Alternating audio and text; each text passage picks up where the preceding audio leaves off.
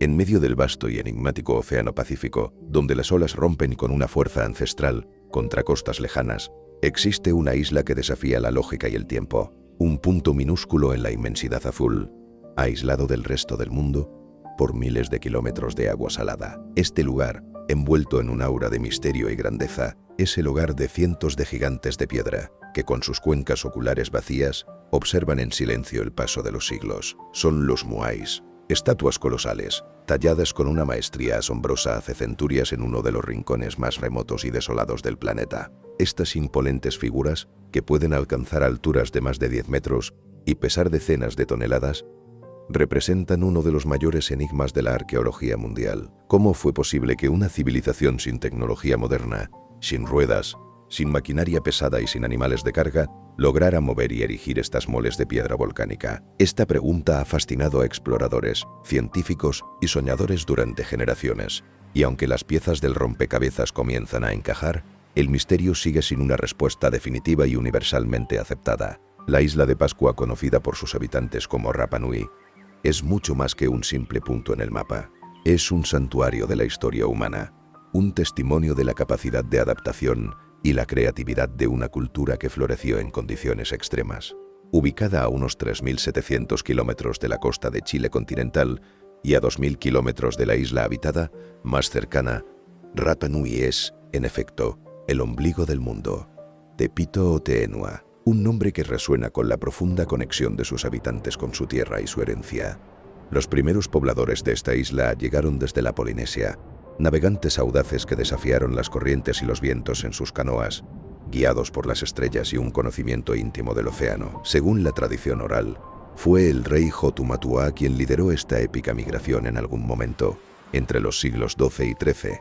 Estos pioneros no solo fundaron aldeas y establecieron una sociedad, sino que también desarrollaron una cultura propia, rica en mitos, rituales y una profunda veneración por sus ancestros. De esa cultura, de esa profunda conexión espiritual, surgió la necesidad de dejar algo imposible de ignorar: casi 900 enormes estatuas de piedra, los Moais. Para el pueblo Rapa Nui, estas figuras no eran meros adornos, eran la encarnación de sus ancestros divinizados, los Aringa Ora Atatepuna, que se traduce como el rostro vivo de los ancestros. Creían firmemente que estas estatuas poseían un poder espiritual, o mana, que protegía a las comunidades, aseguraba la fertilidad de la tierra y el mar, y conservaba la esencia de sus linajes. Por esta razón, los Moais eran colocados sobre imponentes plataformas ceremoniales, conocidas como Au, y orientados estratégicamente hacia el interior de la isla, con sus espaldas al mar, como guardianes silenciosos que velaban por el bienestar de su gente. Solo una excepción notable a esta regla son los 7 Moais de Au-Akibi, que miran hacia el océano, un hecho que ha llevado a especulaciones sobre su posible función astronómica o como guías para los navegantes. La construcción de un Moai era una empresa monumental que requería una organización social compleja y una habilidad artesanal excepcional. La cantera principal, Rano Raraku, un volcán extinto que se alza majestuoso en el paisaje de la isla, era el corazón de esta actividad.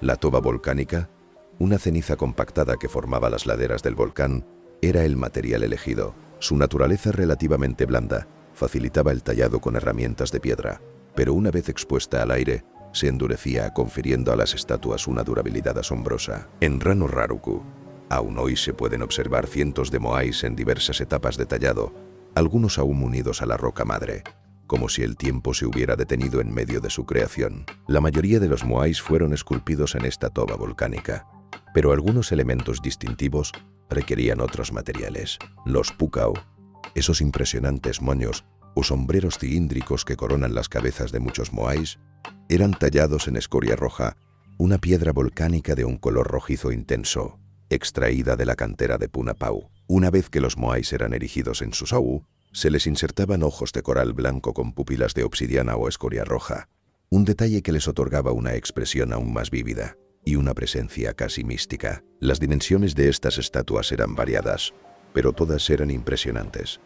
El Moai promedio medía alrededor de 4 metros de altura, pero algunos superaban con creces esta medida. El Moai más grande que fue terminado y erigido, conocido como Paro, alcanzaba los 10 metros de altura y pesaba aproximadamente 80 toneladas. Sin embargo, en Rano Raraku, yace un moai inacabado, conocido como el Gigante, que de haber sido completado habría medido 21 metros y pesado unas asombrosas 270 toneladas. La mera escala de estas obras sugiere una dedicación y una capacidad de ingeniería que aún hoy nos asombran.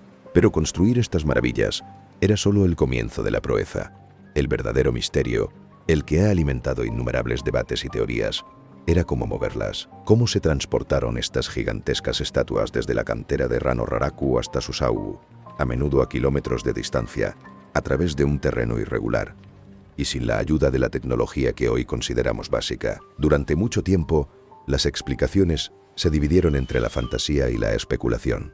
Sin embargo, la ciencia y la arqueología han buscado respuestas más terrenales, y en los últimos años, una teoría ha ganado una considerable tracción, respaldada por evidencia experimental. Una de las teorías más antiguas y extendidas afirmaba que los Rapa Nui utilizaban troncos de madera como rodillos, deslizando lentamente las estatuas en posición horizontal por la isla. Otra hipótesis sostenía que eran arrastradas con enormes cuerdas, posiblemente sobre trineos de madera. Ambas requerían una cantidad considerable de mano de obra y, crucialmente, una gran cantidad de madera, un recurso que, como veremos, se volvería escaso en la isla. Pero existe una hipótesis aún más sorprendente, una que resuena con las tradiciones orales de los Rapa Nui, que hablan de estatuas que caminaban. Sí, según algunos investigadores, liderados por los arqueólogos Terry Hunt y Carl Lippo, las estatuas pudieron moverse en posición vertical, balanceándose lentamente de un lado a otro, emulando un paso humano.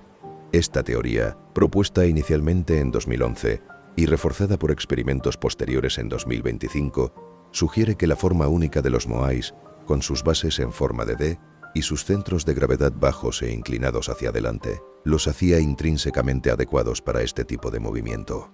La mecánica de esta caminata implicaba el uso de 3 cuerdas robustas.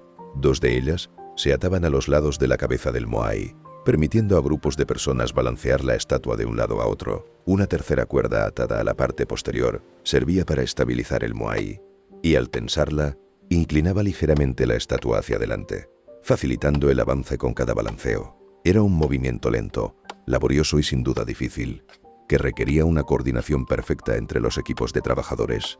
Sin embargo, los experimentos han demostrado que era posible, incluso con estatuas de tamaño considerable. La evidencia arqueológica también apoya esta idea.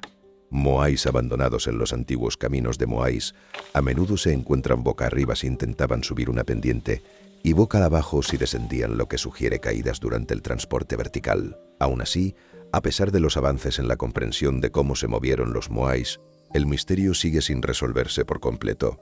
Cada nueva investigación añade capas de complejidad y matices a una historia que se niega a ser simplificada. Pero quizás el verdadero problema no residía únicamente en la ingeniosa técnica para mover estas estatuas, sino en el costo ambiental y social que implicó esta obsesión monumental. Durante mucho tiempo, la narrativa dominante sobre el colapso de la civilización Rapa Nui ha sido la del ecocidio. Esta teoría, popularizada por autores como Jared Diamond, sostenía que la deforestación masiva de la isla, impulsada en gran parte por la necesidad de madera para el transporte de los moais, llevó a una catástrofe ecológica. Sin árboles, la erosión del suelo se aceleró, la tierra perdió su fertilidad y la falta de madera impidió la construcción de nuevas canoas, cortando el acceso a los recursos marinos. Este desequilibrio ambiental, según la teoría, desencadenó una escasez de alimentos, conflictos internos, guerras tribales e incluso canibalismo, culminando en el colapso de la sociedad Rapa Nui antes de la llegada de los europeos. Sin embargo, en los últimos años,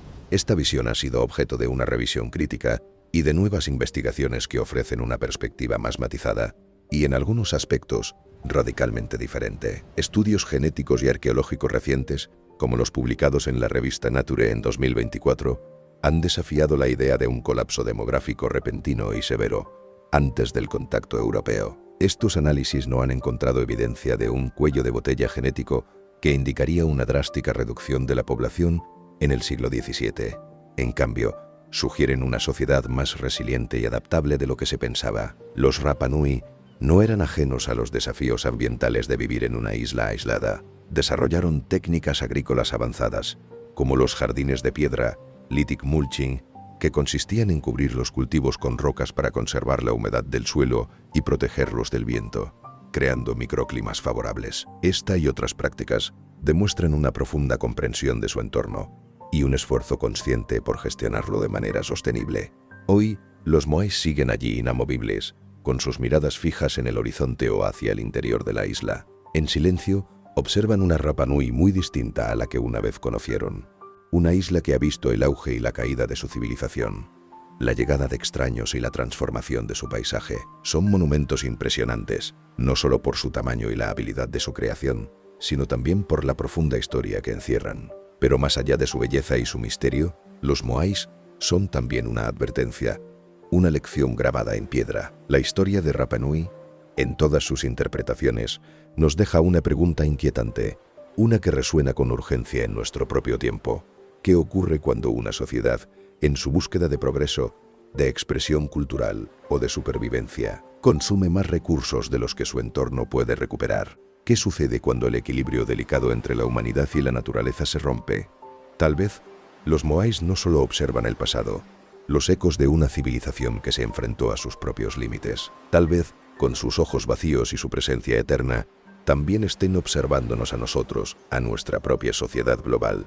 Mientras navegamos los desafíos de la sostenibilidad y el impacto ambiental, su silencio es un recordatorio poderoso de la fragilidad de los ecosistemas y la interconexión de todas las cosas. Una invitación a reflexionar sobre nuestro propio camino y las decisiones que tomamos para el futuro de nuestro planeta. La isla de Pascua, con sus gigantes de piedra, sigue siendo un espejo en el que la humanidad puede contemplar su propia imagen, sus triunfos y sus tragedias, sus enigmas y sus lecciones más profundas.